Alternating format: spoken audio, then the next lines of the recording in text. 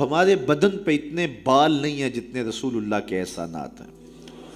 ہمارا ایک ایک بال قرض رسالت میں جکڑا ہوا ہے۔ خدا شناسی تو بڑی دور کی بات ہے، ہم خود شناس بھی نہیں تھے۔ ہمیں تو اپنے آپ کا بھی نہیں پتا تھا کہ ہم کون ہیں۔ اور مجھے بتاؤ، جس کو یہ بھی نہ خبر ہو کہ میں کون ہوں، اس کے پلے ہوتا کیا؟ اقبال نے کہا تھا نا، اپنے من میں ڈوب کر پاجا سراغ زندگی، میرا نہیں بنتا تو نہ بن، اپنا تو بن۔ اور یہ اپنا بھی نہیں تھا، اسے پتہ ہی نہیں تھا، اسے شعور ذات ہی نہیں تھا، اسے خود آگہی کا نور ہی نصیب نہیں ہوا تھا۔ تبھی تو انسان ہو کے، اشرف المخلوقات ہو کے، درختوں کو، پتھروں کو، حشرات الارض کو، چوپایوں کو اپنا معبود سمجھتا تھا۔ انسان کی پیشانی کہاں کہاں رسوا نہیں ہوئی، درختوں کی جڑوں کو اس نے سجدہ کیا ہے۔ یہ کیچوا نہیں ہوتا مچھلی پکڑنے کے لیے جس کو کانٹے سے لگاتے ہیں، کسی زمانے میں یہ بھی انسان کا معبود ہے۔ پتھروں کو اس نے معبود سمجھا، بہائم کو، چوپایوں کو، لٹکتے پھلوں کو، برستی بارش کے قطروں کو معبود سمجھتا رہا، بادل کو معبود سمجھتا رہا، تنکوں کو، حشرات الارض کو، بہتے پانیوں کو، جلتی آگ کو اور چلتی ہواؤں کو اپنا معبود سمجھتا رہا۔ اسے یہی نہیں پتا کہ میں ہوں کون۔ اے تماشا گاہ عالم روئے تو کجا بہرے تماشا می روی، دنیا تجھے ڈھونڈنے نکلی ہے، تو کس کی تلاش میں ہے؟ یہ اشرف المخلوقات ہو کے، مقصود کائنات ہو کے، یہ اس کائنات کا دل اور کلیجہ ہو کے، حشرات الارض کو، سانپوں کو، بچھیوں کو اپنا معبود سمجھ رہا ہے۔ یہ تو میرے حضور نے بتایا، یہ تیرے معبود نہیں ہیں، تیری دہلیز کے نوکر ہیں۔ ان درختوں کو پوچھتا ہے، یہ تو تجھے چھاؤں فراہم کرنے کے لیے، آکسیجن دینے کے لیے، تیرے ایندھن کے کام آنے کے لیے، تیرے ذوق نظر کی تسکین کے لیے، تجھے پھل فراہم کرنے کے لیے پیدا کیے گئے۔ ان جانوروں کو پوچھتا ہے، یہ تو تیری سواری کے لیے، بار برداری کے لیے، تجھے دودھ اور گوشت کی ضروریات فراہم کرنے کے لیے پیدا کیے گئے۔ یہ چاند، سورج، ستارے، اجرام فلکیہ، یہ تیرے معبود کیسے ہو سکتے ہیں؟ یہ تو تیری راہوں میں روشنی اجالنے کے لیے پیدا کیے گئے۔ نہیں تو دیکھ، یہ انگلی اٹھتی ہے اور چاند ٹکڑے ہو کے قدموں میں آتا ہے، سورج پلٹ کے اثر کے وقت پہ آتا ہے، اور سڑیاں کھجوراں اگا جان دائے، اور پتھراں نو کل میں پڑا جان دا، قطرے کو سمندر، ذرے کو ستارہ کرتے ہیں، کونین کو خم آ جاتا ہے جب زلف سوارا کرتے ہیں۔ اب انسان کی آنکھ کھلی کہ میں کون ہوں، کہ یہ پوری کائنات۔ درختوں کو پوچھتا ہے، جا میں نہیں، تو ہی کہہ دے تمہیں اللہ کا رسول بلا رہا ہے۔ اللہ اکبر۔ درخت شاخوں کے بل اپنے آپ کو گھسیٹتے ہوئے سلامی دینے حاضر ہو جاتے۔ حضرت یعلہ بن مرہ کہتے ہیں کہ ایک سفر سے واپسی تھی، راستے میں قیام ہوا تو حضور استراحت فرمانے لگے، تو میں حضور کے پہرے کے لیے کھڑا ہو گیا۔ دور صحرا میں ایک درخت تھا، وہ ہلنے لگا، پھر جڑوں سمیت اکھڑا اور شاخوں کے بل اپنے آپ کو گھسیٹتا ہوا میرے برابر آ کے کھڑا نہیں ہو جاتا۔ میرے لیے بڑی حیرت کی بات تھی، لیکن کوئی تھا نہیں کہ جس سے بات کروں۔ خیر تھوڑی دیر کے بعد وہ اپنی جگہ سے چلا اور جہاں سے اکھڑا تھا وہی جا کے نصب ہو گیا۔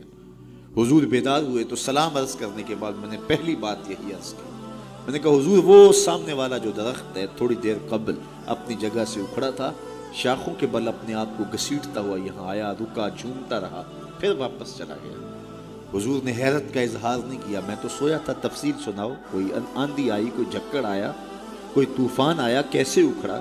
حضور مسکرا دیے اور فرمایا ھذہ شجرۃ استاذنت ربھا، فرمایا یہ درخت ہے، اس نے رب سے اجازت مانگی تھی، مالک تیرا محبوب نیڑے آیا ہے، سلام نہ کر رہا ہوں، فاذن لھا، تو رب نے اس کو اجازت دے دی تھی، یہ مجھے سلامی پیش کرنے آیا تھا۔ تو پوری کائنات تو ان کے حسن کا طواف کرتی دکھائی دیتی ہے۔ وہ انگلی اٹھاتے ہیں، چاند کے ٹکڑے ہوتے ہیں، سورج پلٹ کے اثر کے وقت پہ آتا ہے، درخت کلمہ پڑھ رہے ہیں، کنکر بول کے گواہیاں دے رہے ہیں۔ اب انسان کی آنکھ کھلی کہ میں جن کو معبود سمجھتا تھا یہ تو ہمارے گرد طواف کر رہے ہیں۔ اب اس کی آنکھ کھلی، اب شعور سنبھلا، اور اب وہ سمجھنے لگا کہ میں کون ہوں، اپنی حیثیت سے اب آگاہ ہوا۔ اللہ اکبر۔ بے خبر تو جوہر آئینہ ایام ہے، تو زمانے میں خدا کا آخری پیغام ہے۔ اسے اب اپنی ذات کا شعور ہونے لگا۔ خود سے ملاقات ہی تب ہوئی جب حضور تشریف لائے۔ تو راز کن فقاں ہے، اپنی آنکھوں پر آیا ہو جا، خود ہی کا رازداں ہو جا، خدا کا ترجمہ ہو جا، خود ہی میں ڈوب جا غافل، یہ سر زندگانی ہے، نکل کر حلقہ شام و سحر سے جاوداں ہو جا، مسافے زندگی میں سیرت فولاد پیدا کر، شبستان محبت میں حریر و پر نیا ہو جا، گزر جا بن کے سیل تند رو کو ہو بیاباں سے، گلستان راہ میں آئے تو جوئے نغمہ خواہ ہو جا، تیرے علم و محبت کی نہیں ہے انتہا کوئی، نہیں ہے تجھ سے بڑھ کر ساز فطرت میں نوا کوئی، اسے اب پتہ چلا، اپنی ذات کی شناخت اب ہوئی، اللہ اکبر، کانپتا ہے دل تیرا اندیشہ طوفان سے کیا، ناخدا تو، بحر تو، کشتی بھی تو، ساحل بھی تو، دیکھ آ کر کوچائے چاکے گریباں میں کبھی، کیس تو، لیلا بھی تو، صحرا بھی تو، محمل بھی تو، وائے ناکامی کہ تو محتاج ساکی ہو گیا، میں بھی تو، مینا بھی تو، مستی بھی تو، حاصل بھی تو، آہ کس کی جستجو آوارہ رکھتی ہے تجھے، راہ تو، رہ رو بھی تو، رہبر بھی تو، منزل بھی تو، بے خبر تو جوہر آئینہ ایام ہے، تو زمانے میں خدا کا آخری پیغام۔ تو اب انسان کو اپنی ذات کا شعور ہوا، خدا شناسی تو بڑی دور کی بات ہے، میں کہتے ہیں انسان کی اپنی ملاقات اپنے آپ سے تب ہوئی جب حضور آئے، خودی کا شعور تب ملا جب حضور آئے، من سے آگہی تب ہوئی جب حضور آئے۔ تو اگر وہ تشریف فرما نہ ہوتے، خدا شناسی تو بڑی منزل ہے، انسان خود شناس بھی نہ ہوتا، اپنے ذات سے بھی آگاہ نہ ہوتا، انسان ہو کے انسانوں کے گلے چیر رہا تھا، سکا باپ اپنی بیٹی زندہ درگور کر کے فخر کرتا تھا کہ میں نے اپنی آبرو بچائی، مائیں دنیا کی منڈیوں میں بکتی تھی، باپ کی توقیر کوئی نہیں تھی، اور یہ تو میرے حضور آئے جنہوں نے آ کے بتایا کہ بیٹی عزت کی جگہ پر ہے۔ آپ نے یہ حدیث بارہا سنی ہوگی، علماء کرام سے بارہا سنی ہوگی، لیکن ذرا اس کو اس پہلو میں دیکھو، جب بیٹیوں کو زندہ درگور کر کے باپ فخر کر رہا تھا، اس زمانے میں میرے حضور نے کہا میری بیٹی میرے جگر کا ٹکڑا ہے۔ یہ صرف کلمہ تحسین ہی نہیں ہے، یہ کلمہ جہاد ہے، اس دور میں جب بیٹیوں کو زندہ درگور کر کے باپ فخر کر رہا۔ آج تو ہر شخص اپنی بیٹی کو قرار جان سمجھتا ہے، بیٹی کو آنکھوں کا نور سمجھتا ہے، نور نظر سمجھتا ہے، بیٹی کے جہیز کے لیے باپ اپنی ساری زندگی لگا دیتا ہے، پردیس کاٹ دیتا ہے، جوان بھائی فیکٹری میں اوور ٹائم لگاتا ہے، میں بہن کے ہاتھ بھی لے کر۔ تو آج اگر بیٹی کے بارے میں کوئی محبت بھرے جملے کہے جائیں تو بڑی بات نہیں ہے، جب باپ زندہ درگور کر کے فخر کرتا تھا، معاشرے سے اسے داد ملتی تھی کہ تو نے بیٹی کو زندہ درگور کیا ہے، اس زمانے میں میرے حضور نے کہا کہ میری بیٹی میرے جگر کا ٹکڑا۔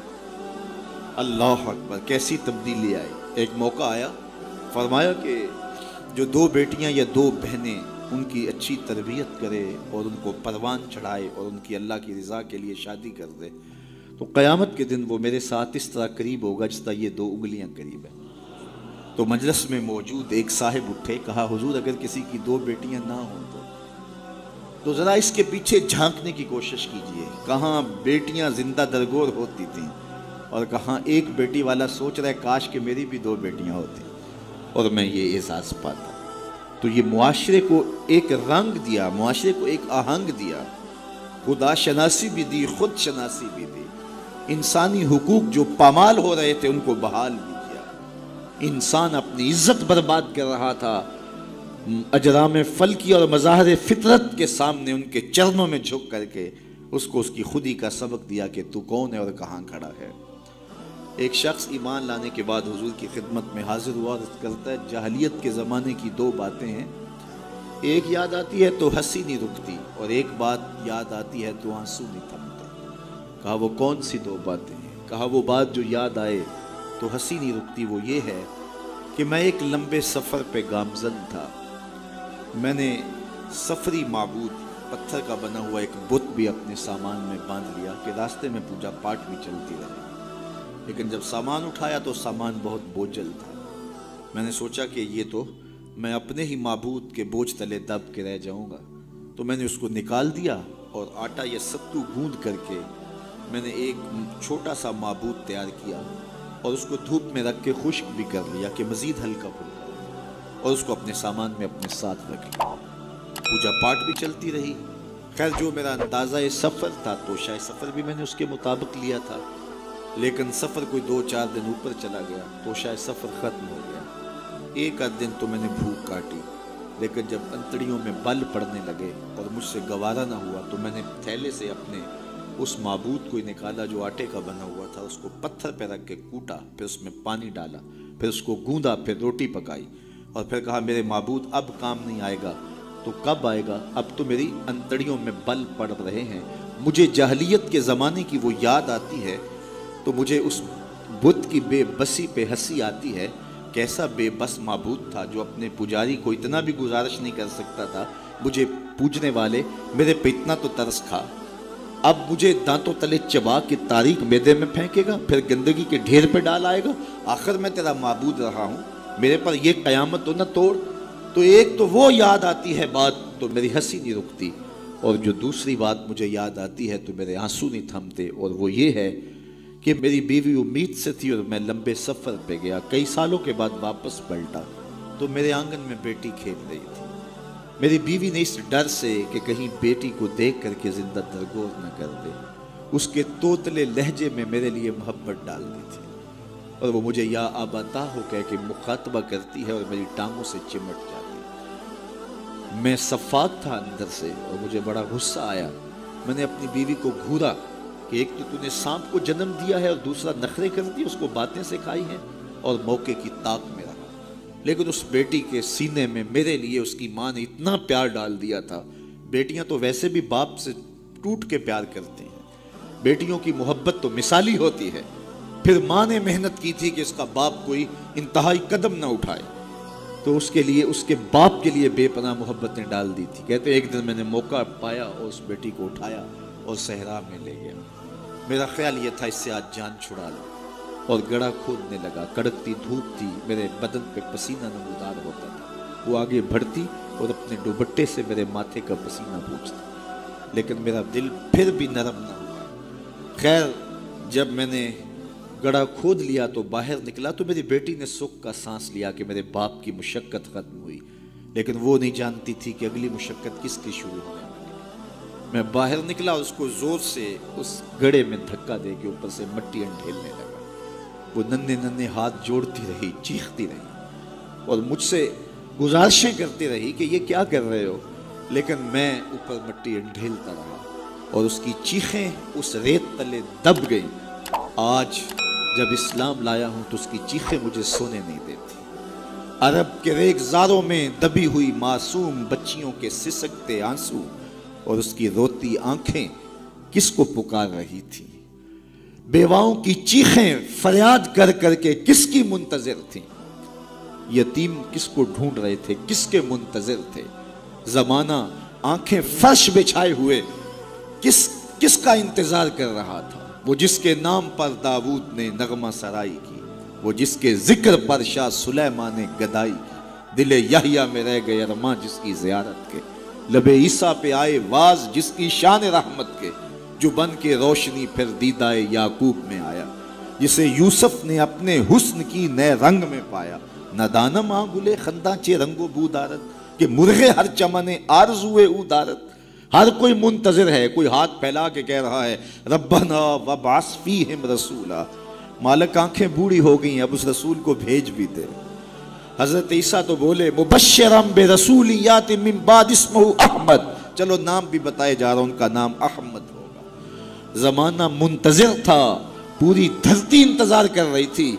बेवाओं की चीखें और यतीमों की आहें और मासूम बच्चियों के दबे हुए आंसू जब रेत से पुकार करते हुए अर्श इलाही को जुम्बश देने लगे तो अल्लाह को दुखी इंसानियत पे रहम आया। आमना की आगोश में मोहम्मद अरबी तशरीफ ले आए। नागहां साकिन हवाओं पर रवानी आ गई और चमन के पत्ते पत्ते पर जवानी आ गई। आज ज़ानुए अज़ल ने सुबह पे अंगड़ाई ली और मुस्करा कर एक किरण ने हाथ में शहनाई ली। मखज़ने असरार कुदरत के अमी पैदा हुए, गुल हुआ दुनिया में ख़त्मुल मुरसली पैदा हुआ। एक बहार फैली ना, रबी वैसे भी अरबी में बहार को कहते हैं, रबीउल अव्वल आगाज़ बहार। कहा महबूब तू महबूब है और महबूबों को बहारें ही सजती हैं। جب گلیاں چٹکنے لگیں گی، غنچے مہکنے لگے گی، جب کائنات بہار بن جائے گی، جانے بہار بن کے تشریف لے آنا۔ تو ان کی جلوہ گری، ان کی تشریف آوری انسانیت پر اللہ کا بہت بڑا احسان، اسی لیے اس کو جتلایا اور کہا لَقَدْ مَنَّ اللَّهُ عَلَى الْمُؤْمِنِينَ إِذْ بَعَثَ فِيهِمْ رَسُولًا۔ تو یہ احسان عظیم ہمارے اوپر ہوا، اتنی بڑی نعمت، وہ نعمت عظمیٰ جس کے لیے نبی منتظر رہے، نبیوں کی ٹیمیں منتظر رہیں، اور ہم نے کوئی آرزو تو نہیں کی تھی، وہ تو منتیں مانتے رہے۔ بحیرہ راہب کہاں بیٹھا تھا، نستورہ کہاں بیٹھا تھا، کہاں کہاں منتظر ان کی راہوں میں لوگ بیٹھے تھے۔ شب ہجر کی سختیاں، کوئی اس سے جا کے پوچھے، تیری راہ تکتے تکتے جسے صبح ہو گئی ہے۔ زمانے منتظر رہے، صدیاں منتظر رہیں، لوگ راہوں میں بیٹھے رہے، ہم نے کوئی انتظار نہیں کیا۔ آنکھ کھلی، ہمارے والد صاحب مؤذن کو مسجد سے بلا لائے، انہوں نے کان میں آ کے کہا مبارک ہو، تو حضور کا غلام بن کے آ رہا ہے۔ شاہوں سے ملا ہے نہ تونگر سے ملا ہے، اللہ کا عرفان اسی در سے ملا، اوروں کو ملا ہے تو مقدر سے ملا ہے، مجھ کو تو مقدر بھی تیرے در سے ملا ہے۔ تو یہ ہماری خوش بختی، ہماری فیروز بختی کہ ہمیں وہ محبوب نصیب ہوئے جس کے لیے زمانے تڑپتے رہے، ترستے رہے، منتظر رہے، آنکھیں بچھی رہیں، تمنائیں بیتاب رہیں، آرزویں مچلتی رہیں، لیکن وہ جانے بہار بن کے تشریف لے آئے۔ اب جب حضور تشریف لائے ہیں، پھر صحابہ نے تو حد کر دی نا، اپنا سب کچھ ان کے نام پہ لٹا دیا، کہا آپ کے دین کا جھنڈا لے کے اٹھیں گے اور دنیا کے آخری کنارے تک پہنچیں گے۔ پھر تابعین نے وہ جھنڈا تھاما، تبع تابعین نے وہ جھنڈا تھاما۔ اس شخص کی کہانی ہم نہیں بھول سکتے جو گھوڑے پہ بیٹھ کے اللہ کے نام کی دعوت دیتے ہوئے آگے بڑھا، آگے دلدل آ گئی، زمین ختم ہو گئی، تو گھوڑے کی باگیں کھینچ لیتا ہے اور کہتا ہے مالک میرے جذبے تو جوان تھے، تیری زمین ہی ختم ہو گئی۔ اس پہ اقبال نے کہا تھا دی اذانیں کبھی یورپ کے کلیساؤں میں، کبھی افریقہ کے تپتے صحراؤں میں، دشت تو دشت دریا بھی نہ چھوڑے ہم نے، بحر ظلمات میں دوڑا دیے گھوڑے ہم نے۔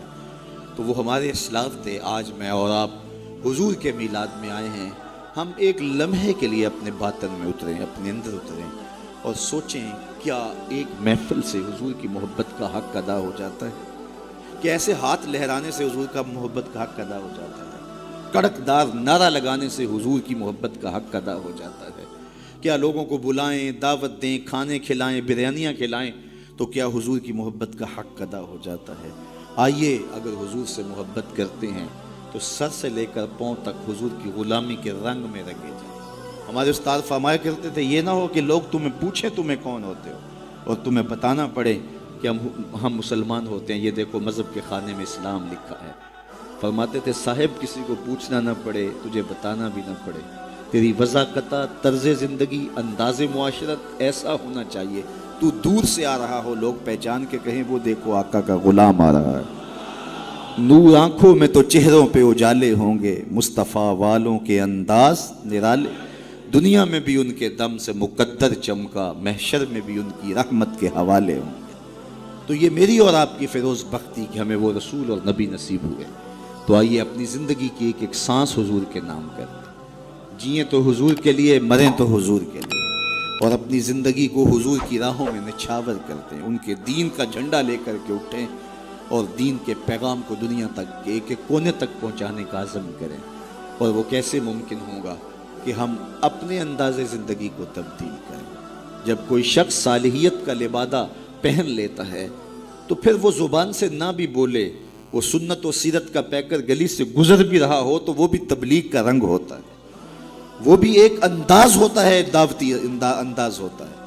لیکن اگر میں زبان سے دعوت دین کی دیتا رہوں اور میرا رویہ، میرا عمل، میرا کردار، میرا لہجہ، میرے اخلاق اس کی نفی کر رہے ہوں تو میں حرف حرف منافقت کر رہا ہوں۔ اس لیے مجھے اپنے رویے کو، اپنے طرز زندگی کو، اپنے انداز معاشرت کو حضور کی سنت کے سانچے میں ڈھالنا پڑے گا۔ محمد دی زیارت محمد دے رنگ وچ، ٹھگ بازیاں جانے پیارا محمد۔ اقبال نے کہا تھا چو بنام مصطفیٰ خانم درود، از خجالت آب می گردد وجود، عشق می گوید کہ محکوم غیر، سینائے تو از بتا مانند دیر، تا نداری از محمد رنگ و بو، بر زبان خود میالہ نام ہو۔ تو اس کو پنجابی میں جو ہے وہ قلم توڑ دیا اللہ اکبر. یاری لا تو پاک نبی سنگ اے پر پوری یاری. ذرا دیکھیے شعر کا حسن دیکھیے, اٹھان دیکھیے. یاری لا تو پاک نبی سنگ اے پر پوری یاری, پھر درود قبول ہے تیرا لکھ نہ لو ایک واری. تو اپنے آپ کو ان کی محبت کے رنگ میں رنگ لو, اور پھر دیکھنا کہ حضور کی محبتیں اور رحمتیں کیسے برستی ہیں.